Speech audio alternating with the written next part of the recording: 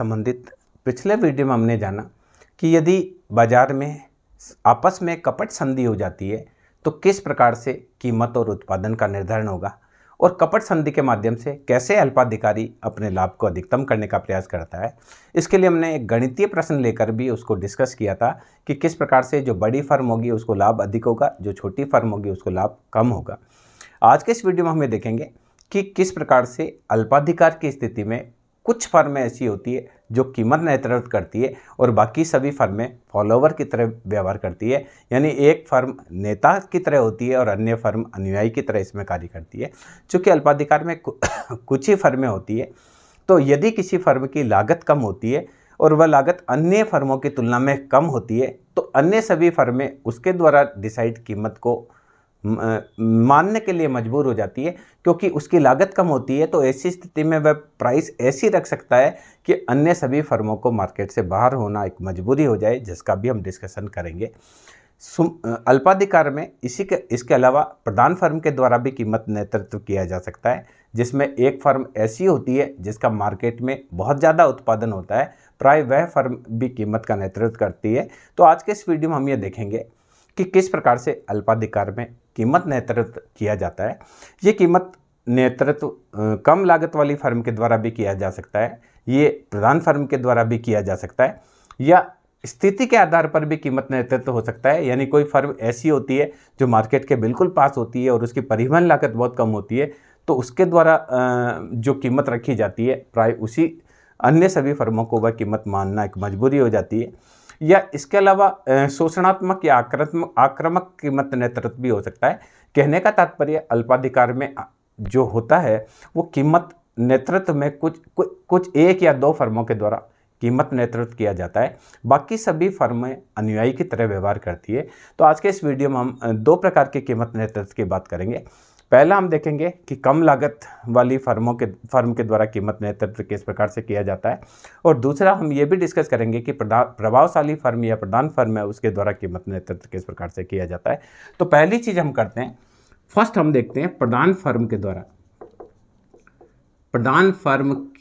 द्वारा कीमत नेतृत्व। देखिए, यदि अल्पाधिकार में विभिन्न फर्मों के मध्य लागत में बहुत ज़्यादा अंतर हो, यानी एक फर्म ऐसी है जिसकी लागत, सपोज करिए एक फर्म है जिसकी प्रति इकाई लागत आ रही है 100 रुपये, अन्य फर्मों की किसी की भी 150 से कम नहीं आ रही, किसी की 150 रुपये आ रही है, किसी की 200 रुपये आ रही है, किसी की 250 रुपये आ रही है। यानी ए फर्म है, इसकी cost average cost, long average cost आ रही है 100, बी फर्म की आ रही है 150, सी फर्म की आ रही है 175। तो ये फर्म जो होगी वो कम लागत वाली फर्म होगी, वो कीमत डिसाइड करेगी और वो कीमत बाकी सबको लेना मजबूरी हो जाएगी। अगर ए ये कहता है कि ये वस्तु 200 रुपये में बेचनी है तो बाकी सभी फर्मों को इसकी बात मानना मजबूरी हो जाएगी, क्योंकि ये 100 रुपये में बना रहा है, ये अगर 125 रुपये में बेचने लग जाएगा तो इसका प्रोडक्ट नहीं बिकेगा और इसका प्रोडक्ट नहीं बिकेगा। तो अगर ए के द्वारा कीमत 200 रुपये डिसाइड करी गई है तो ए को 100 रुपये का लाभ मिल रहा है, यहाँ इसको 50 रुपये का लाभ मिल रहा है और इसको 25 रुपये का ही लाभ मिल रहा है।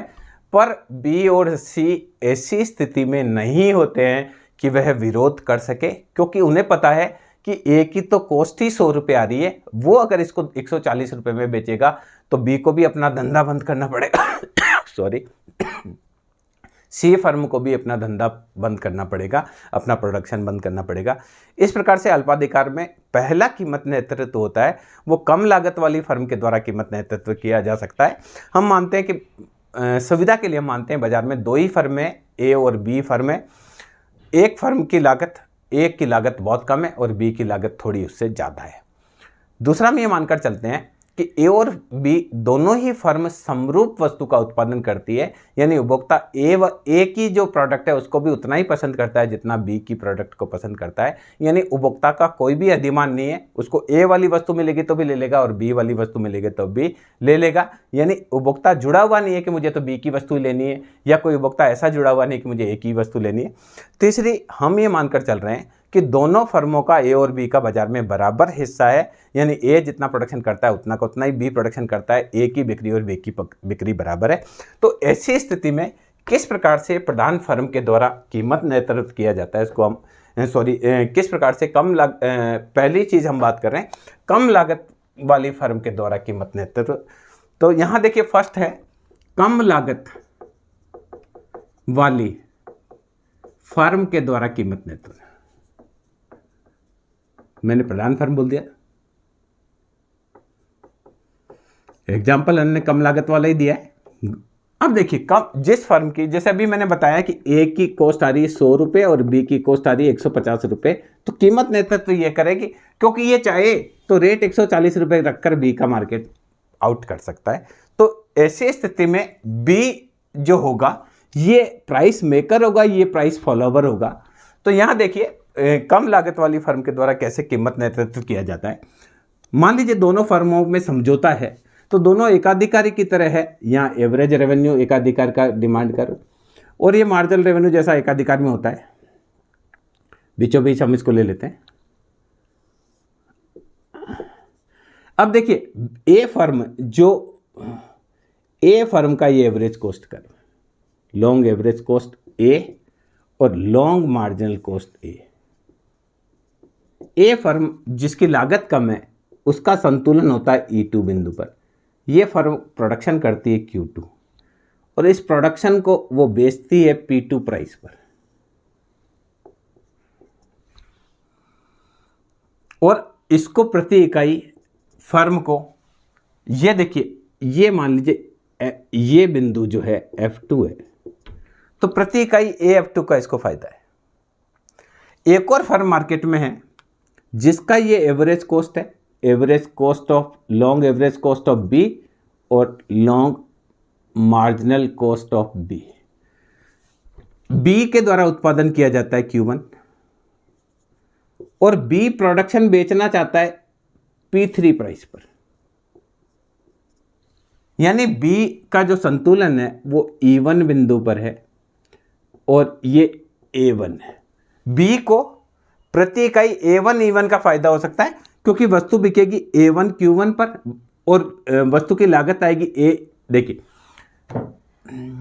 एवरेज रेवेन्यू आएगा A1 Q1, एवरेज कॉस्ट इसकी आएगी E1 Q1, per unit profit इसको मिल सकता है A1 E1। पर जो दूसरी फर्म है वो कीमत रखती है P2। प्रधान जो कम लागत वाली फर्म है, देखो ये क्या करती है, ये OP3 प्राइस रखना चाहती है, पर कम लागत वाली फर्म OP2 प्राइस रखती है। तो ये जो पहली फर्म है बी फर्म को उस प्राइस पर बेचना मजबूरी है, क्योंकि अगर ये फर्म चाहे तो फर्म अगर इस रेट पर बेचने लग जाए, जैसे देखिए ये जो फर्म है, मान लीजिए इस फर्म की लागत आ रही 100 रुपये और इस फर्म की लागत आ रही है 150 रुपये, तो ये फर्म चाहे तो बी फर्म को मार्केट से बाहर कर सकती है क्योंकि इसको इतना प्रॉफिट मिल रहा है। अगर ये इस रेट पर बेचने लग जाए, सपोज करो ये इस रेट पर बेचने लग जाए, तो जो बी है उसको मार्केट छोड़कर चले जाना पड़ेगा। इस प्रकार से अल्पाधिकार में पहला जो कीमत नेतृत्व होता है वो कम लागत वाली फर्म के द्वारा कीमत नेतृत्व किया जाता है, जैसा कि इसमें मैंने आपको एग्जाम्पल के माध्यम से भी बताया। दूसरी चीज़ देखिए, अल्पाधिकार में दूसरा जो कीमत नेतृत्व होता है वो प्रधान फर्म के द्वारा कीमत नेतृत्व होता है, जो कि हमने पहले गलती से लिख दिया था। सेकंड जो कीमत नेतृत्व है वो है प्रधान फर्म के द्वारा कीमत नेतृत्व।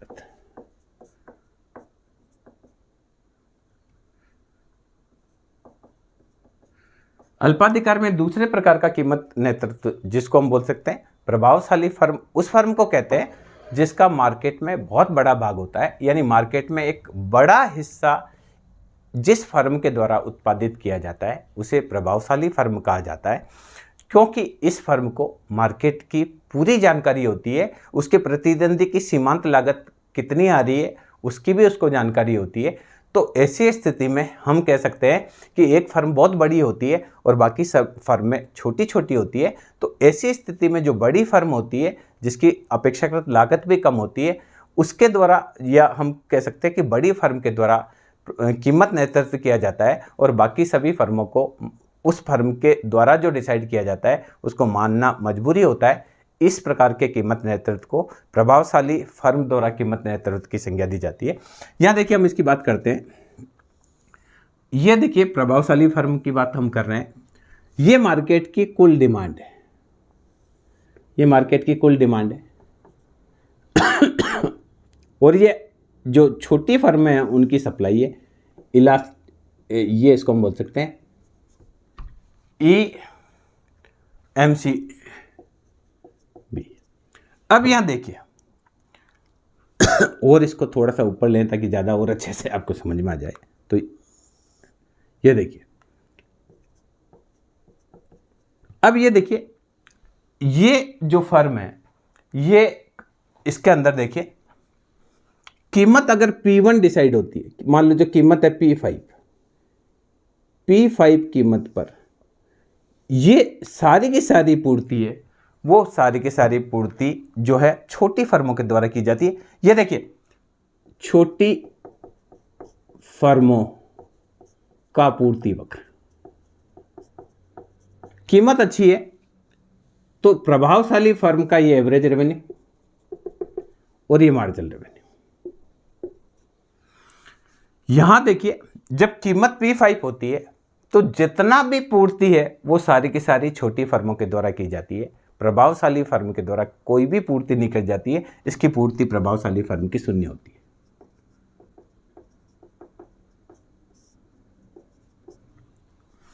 और इस स्थिति में संतुलन बिंदु जो होगा वो संतुलन बिंदु मान लीजिए ये E बिंदु पर है, जहां जो भी उत्पादन किया जा रहा है सारे के सारा पूर्ति छोटी फर्मों के द्वारा की जा रही है, प्रभावशाली फर्म के द्वारा कोई भी पूर्ति नहीं की जा रही है।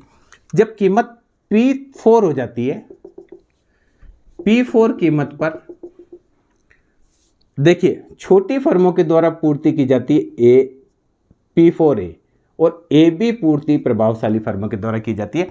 क्योंकि कीमत कम होती है तो डिमांड इतनी हो जाती है, डिमांड इतनी हो जाती है, उसमें से इतनी पूर्ति छोटी फर्मों के द्वारा की जाती है, ये पूर्ति प्रभावशाली फर्म के द्वारा की जाती है। जब कीमत P3 हो जाती है तो देखिए इसकी पूर्ति घट रही है और इसकी पूर्ति बढ़ रही है। देखिए यहाँ पूर्ति बढ़ गई, ये पूर्ति बढ़ रही है। तो जब कीमत P3 हो जाती है तो छोटी फर्मों की पूर्ति B3C हो जाती है और प्रभावशाली फर्म की पूर्ति बढ़ जाती है। यहाँ प्रभावशाली फर्म का हम देखते हैं कि मान लीजिए प्रभावशाली फर्म है, ये इसका एवरेज कॉस्ट है और ये इसका मार्जिनल कॉस्ट है। क्लियर? तो यहाँ प्रभावशाली फर्म की जो प्राइस है उस प्राइस की हम बात करेंगे।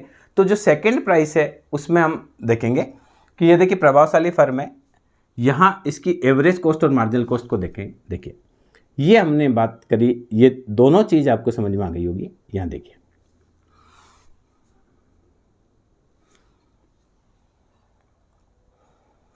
ये देखिए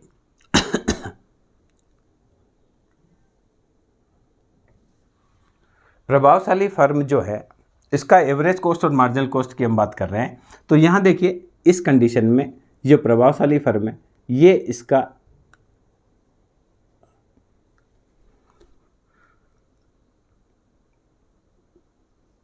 ये एवरेज कॉस्ट है और ये मार्जिनल कॉस्ट है। तो यहाँ देखिए एक बार इसको वापस बना देते हैं। ये देखिए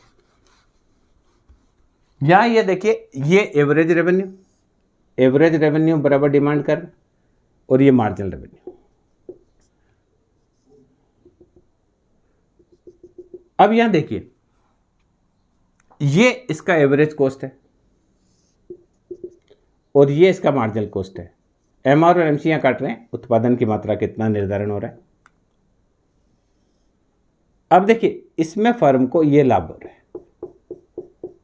अब आप इसको समझिए, ये लॉन्ग एवरेज कॉस्ट, ये लॉन्ग मार्जिनल कॉस्ट। फर्स्ट स्थिति देखिए, जब संतुलन E बिंदु पर होता है तो प्रभावशाली फर्म का उत्पादन शून्य है, सारा का सारा उत्पादन छोटी फर्मों के द्वारा किया जाता है। जब कीमत घटकर P4 हो जाती है तो छोटी फर्मों का उत्पादन P4A हो जाता है और प्रभावशाली फर्म का उत्पादन AB हो जाता है। जब कीमत P3 हो जाती है तो छोटी फर्मों का उत्पादन घटता है और प्रभावशाली फर्म का उत्पादन बढ़ता है। यहाँ प्रभावशाली फर्म के द्वारा OQ1 उत्पादन किया जा रहा है और उसको जो लाभ मिल रहा है वो P1, P2, E1, E2 के बराबर मिल रहा है। यदि कीमत घटकर P2 हो जाती है तो ऐसी स्थिति में सारा का सारा उत्पादन प्रभावशाली फर्मों के द्वारा किया जाता है, लघु फर्मों के द्वारा कुछ भी उत्पादन नहीं किया जाता है क्योंकि यहाँ उनकी पूर्ति शून्य होती है। तो जो ये वक्र है ये छोटी फर्मों का पूर्ति वक्र बताता है। ये जो वक्र है ये बाजार का पूर्ति वक्र है, बाजार की मांग वक्र है। इस प्रकार से अल्पाधिकार की स्थिति में कुछ स्थिति ऐसी होती है जिसमें प्रभावशाली फर्म के द्वारा कीमत नेतृत्व किया जाता है। मैं समझता हूँ इस वीडियो के माध्यम से आप समझ पाए होंगे कि किस प्रकार से अल्पाधिकार की स्थिति में फेलनर के द्वारा कीमत नेतृत्व की बात की गई। यहाँ जो देखने वाली बात यह है कि किस प्रकार से जैसे जैसे रेट घटती चली जाएगी तो प्रभावशाली फर्म का जो मार्केट शेयर है वो बढ़ता चला जाएगा और जैसे जैसे कीमत बढ़ेगी छोटी कंपनियों को भी उसमें फ़ायदा होगा क्योंकि उनकी लागत ज़्यादा होती है। तो अगर कीमत घटती है तो कुछ फर्मों को मार्केट से छोड़कर चले जाना मजबूरी हो जाती है। इस प्रकार से जो अल्पाधिकार की स्थिति है उसमें दो प्रकार की कीमत नेतृत्व की हमने बात करी। एक कीमत नेतृत्व की वह स्थिति है जिसमें जो कम लागत वाली फर्म है उसके द्वारा कीमत नेतृत्व किया जाता है और दूसरा हमने डिस्कस किया कि प्रभावशाली फर्म के द्वारा कीमत नेतृत्व। तो यहाँ प्रभावशाली फर्म की जो average cost, long average cost और लॉन्ग मार्जिनल कॉस्ट है, long average revenue, long marginal revenue, जिस स्थान पर MR और MC काटते हैं ई बिंदु पर वहाँ प्रभावशाली फर्म के द्वारा उत्पादन का निर्धारण किया जाता है। जैसे इस स्थिति में OQ1 उत्पादन प्रभावशाली फर्म के द्वारा किया जा रहा है। तो इस वीडियो के माध्यम से मैं समझता हूँ आप समझ पाए होंगे कि किस प्रकार से अल्पाधिकार की स्थिति में प्राइस लीडरशिप होती है। धन्यवाद।